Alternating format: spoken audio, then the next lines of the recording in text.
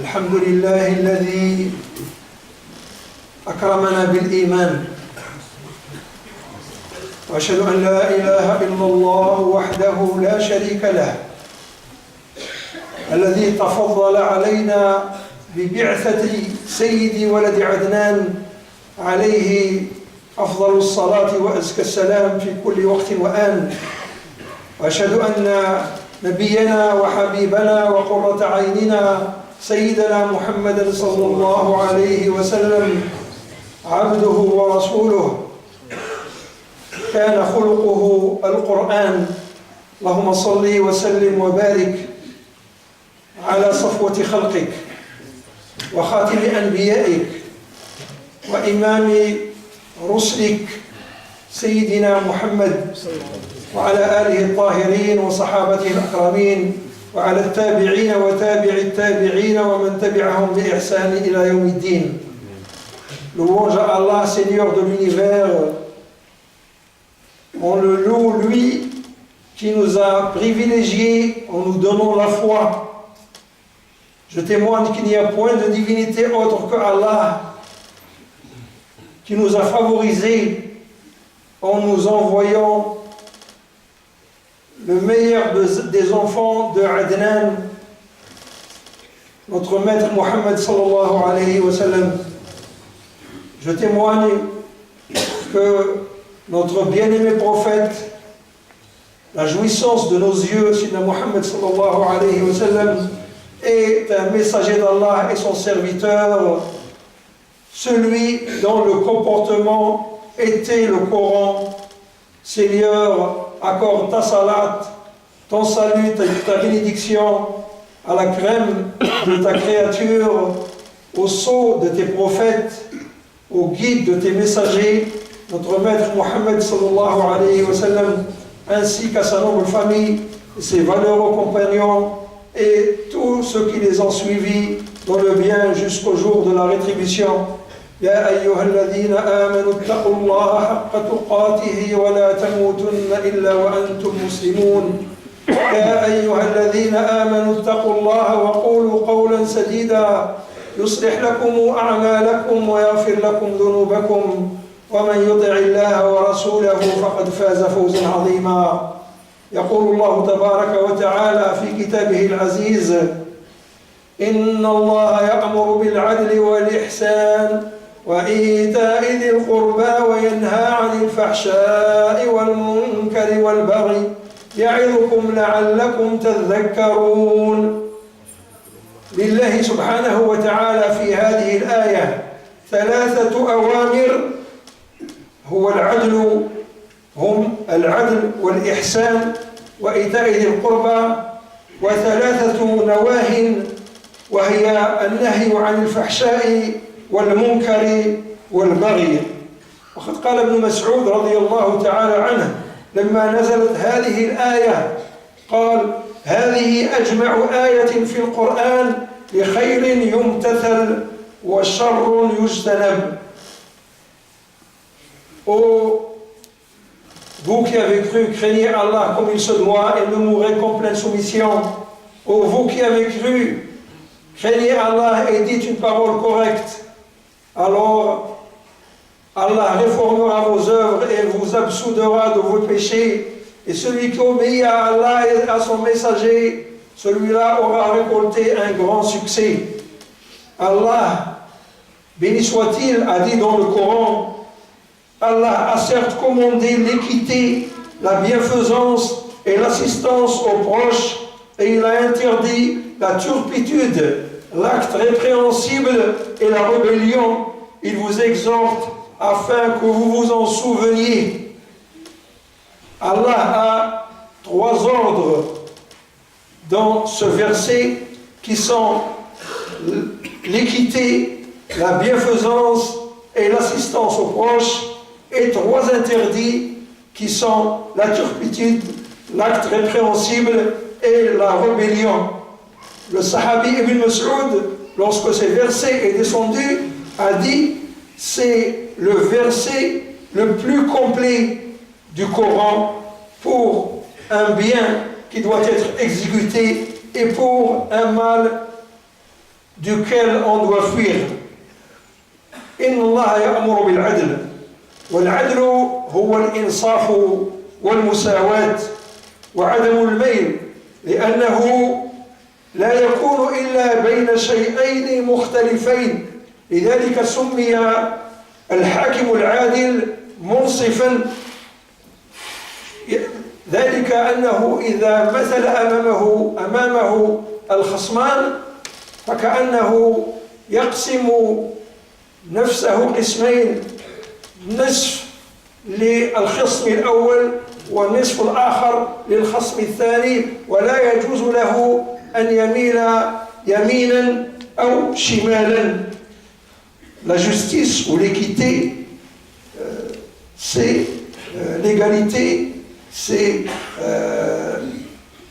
de ne pas qu'il y ait de déplacement d'un côté ou de l'autre, de ne pas se pencher à droite ou à gauche, car l'équité c'est entre deux choses qui sont différentes. C'est pour ça que le chef d'État, lorsqu'il est juste, on dit qu'il est munsif en arabe, c'est l'équité en arabe, c'est tiré du mot moitié. C'est comme si que le juge, lorsqu'il juge deux personnes, c'est comme si qu'il se partageait en deux, une moitié avec une personne et l'autre moitié avec son adversaire, et il n'a pas le droit de bouger d'un cheveu. C'est pour ça qu'on appelle l'insaf en arabe, et qui a la traduction de l'équité. والعدل دائر في كل أقضية الحياة من القمة في شهادة أن لا إله إلا الله إلى إماطة الأذى عن الطريق فالعدل مطلوب في أمور التكليف كلها في الأمور العقدية التي هي عمل القلب وكذلك مطلوب في الأمور العملية التي هي عمل الجوارح في حركة الحياة. La justice ou l'équité est reliée à toutes les choses de la vie, en commençant par le sommet qui est la croyance en Allah subhanahu wa ta'ala, jusqu'au fait d'enlever du chemin ce qui gêne les gens. Donc l'équité et la justice est demandée dans tous les commandements de la religion, que ce soit dans notre conviction qui est un acte du cœur, ou que ce soit les actes de nos membres dans le cycle de la vie. قال الإمام أبو بكر بن العربي رحمه الله تعالى: العدل بين العبد وبين ربه إيثار حقه تعالى على حظ النفس وتقديم رضاه على هواه والاجتناب للزواجر والامتثال للأوامر والعدل بينه وبين نفسه فمنعها مما فيه هلاكها. قال تعالى: ونهى النفس عن الهوى وعزوب الأطماع عن الاتباع ولزوم القناعة في كل حال ومعنى.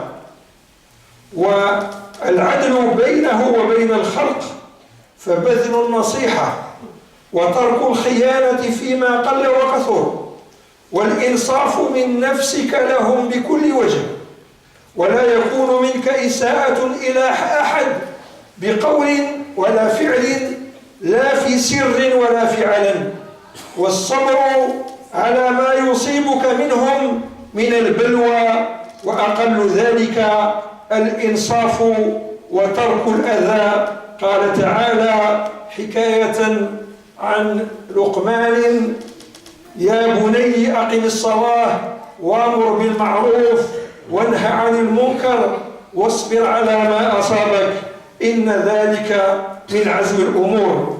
Imam Abu Bakr ibn Arabi, qu'Allah lui accorde sa miséricorde, a dit: l'équité entre le serviteur et son Seigneur, c'est de préférer le droit d'Allah à satisfaire sa personne. C'est de privilégier l'agrément d'Allah à sa passion. C'est de fuir les fautes répressives et se conformer aux ordres. La justice entre la personne et elle-même, c'est de empêcher sa personne qu'elle s'en aille vers sa perte. Allah a dit, celui qui a préservé son âme de sa passion. Et aussi, s'abstenir de courir derrière les convoitises et être persuadé de ce qu'on a dans toutes les situations. Quant à la justice entre la personne et les créatures, c'est de conseiller, de donner des conseils généreusement, de renoncer à la tromperie et la traîtrise, que ce soit dans peu ou beaucoup, de laisser les gens s'acquitter de notre personne dans ce qu'ils ont droit et de ne pas commettre aucune nuisance à l'égard de quelqu'un, que ce soit par la parole, par l'acte, secrètement ou publiquement, et d'endurer ce qui te parvient d'eux comme épreuve. Et le minimum de cela, c'est l'équité et de ne pas nuire aux gens. Allah a dit, en nous parlant de Luqman al-Hakim, ô mon fils, lorsqu'il conseillait son fils, ô mon fils, accomplis la salat, commande le convenable, interdit le blâmable, endure ce qui t'arrive avec patience, telle est la résolution à prendre dans toute entreprise. أقول قولي هذا وأستغفر الله العظيم لي ولكم ولسائر المؤمنين من كل ذنب فاستغفروه إنه هو الغفور الرحيم وآخر دعوانا أن الحمد لله رب العالمين.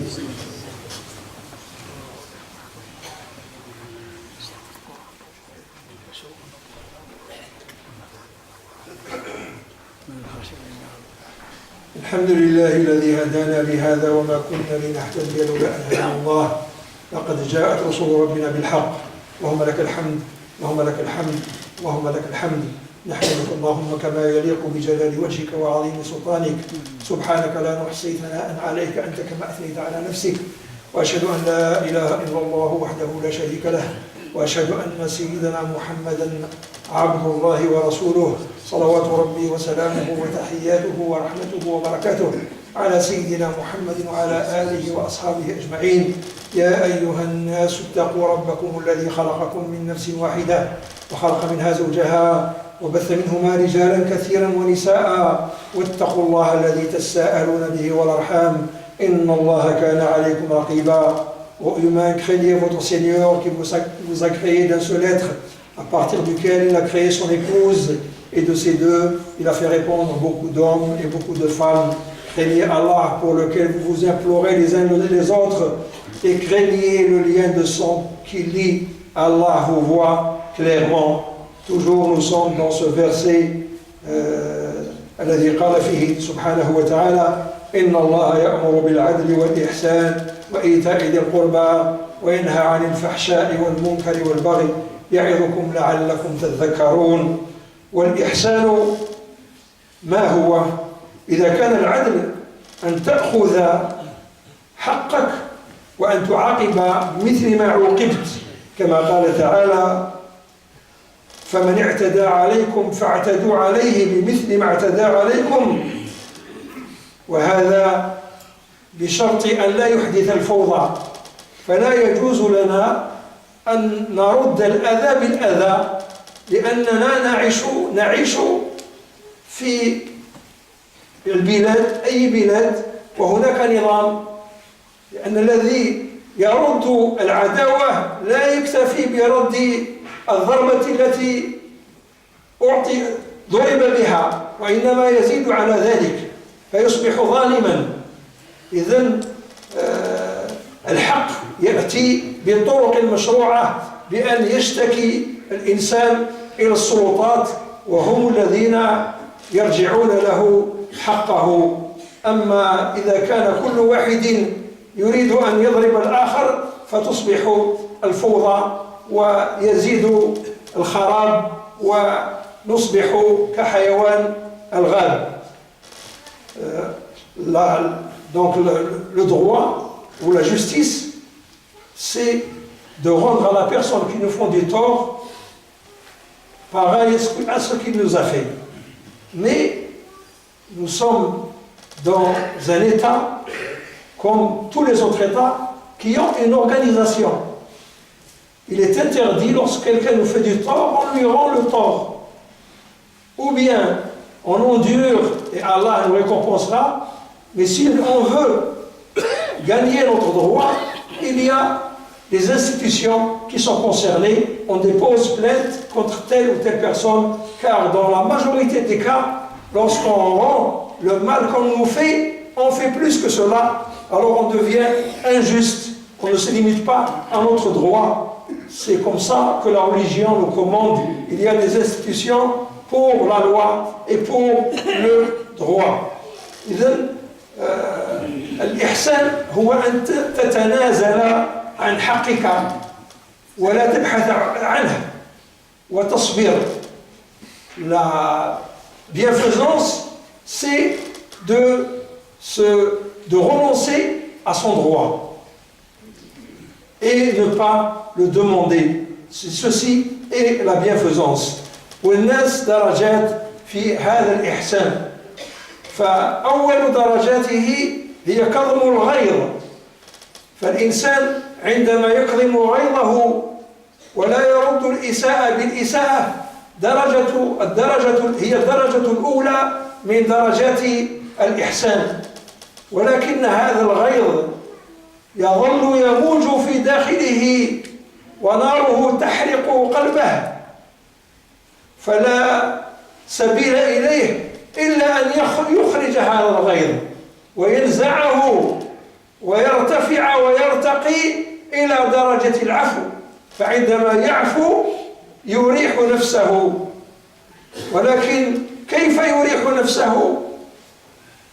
نسمع كثيرا الحكمة التمس لأخيك 70 عذرا. فالأمر غير مقيد بالعدد، وإنما هو أن تبحث عن الأعذار. والله سبحانه وتعالى سيجد لك الأعذار ويهديك إلى أن تجد أعذارا كثيرة، فتكثر من ذكر الأعذار حتى تمحو الضغين والحقد من قلبك. Comment arriver, la première étape de la bienfaisance, c'est de renfermer sa rage. Lorsque quelqu'un nous fait du tort ou nous agresse, on est enragé, la première étape, c'est de renfermer cette rage. Mais cette rage va bouillir dans l'intérieur de la personne et son corps va brûler de rage. Alors il doit s'élever au deuxième degré de la bienfaisance, c'est de sortir cette rage en pardonnant à son adversaire. Et comment vient le pardon? Nous entendons toujours l'expression « trouve pour ton frère 70 excuses ».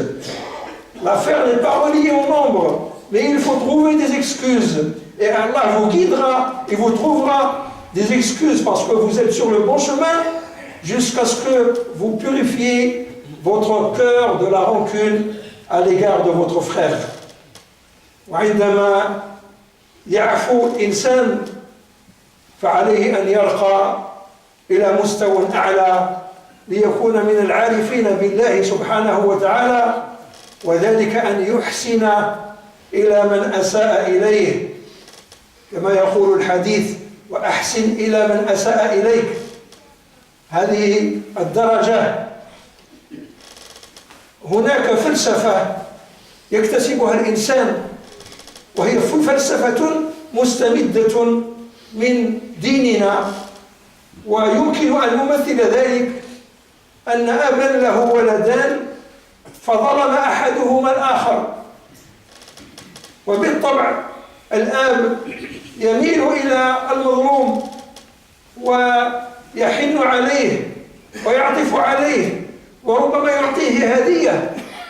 فإذا الظلم يكتسب لك فضيلة. فلله المثل الأعلى، كذلك الحق سبحانه وتعالى عندما يظلم شخص فإن الله يحن عليه ويعطف عليه ويقربه إليه وينزل في قلبه السكينة والطمأنينة. وقد قال الحسن البصري رحمه الله تعالى قال كيف لا أحسن إلى من جعل الله بجانبي فالله بجانبك يقول تعالى إن الله مع الذين اتقوا والذين هم محسنون. La personne donc, qui renferme sa rage, c'est une bonne vertu, c'est une bonne qualité, mais elle va bouillonner, comme on avait dit, et elle va s'enflammer. Donc il doit la faire sortir en trouvant des excuses autant qu'il en peut jusqu'à ce qu'il purifie son cœur. Ensuite il s'élève au 3e degré de la bienfaisance, c'est de faire du bien à celui qui te fait du mal. Et ceci, il faut suivre une façon de penser. Et on donne comme exemple un père qui a 2 enfants et l'un d'eux a agressé l'autre. Ce père, il va aller de quel côté? Automatiquement, il va vers la victime et il va être doux avec elle, il va éprouver de l'affection et il peut peut-être lui acheter un cadeau pour la satisfaire.